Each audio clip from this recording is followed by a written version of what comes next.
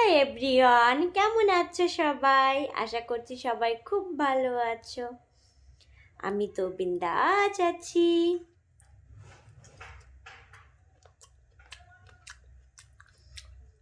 কি বলো তো, এটা পেয়ারা, ভীষণ মিষ্টি পেয়ারা, একটু মজে গিয়েছে, ডাসা ছিল। তো এখন বসে বসে পেয়ারা খাচ্ছি।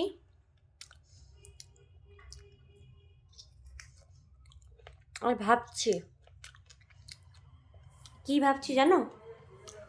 কম্বল বের করতে হবে, কারণ ঠান্ডা পড়ে গিয়েছে, শীত লেগে গিয়েছে। দেখো আমার এখন কাঁথা গায়ে দিয়ে একটু শুবো, যেহেতু কম্বল বের করা নেই, বের করতে হবে, রোদ্দুরে দিতে হবে, অনেক কাজ।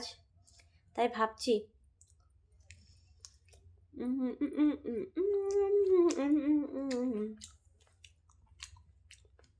ভীষণ মিষ্টি, দেখো নরম হয়ে গিয়েছে, ওর জন্যই মিষ্টি লাগছে বেশি।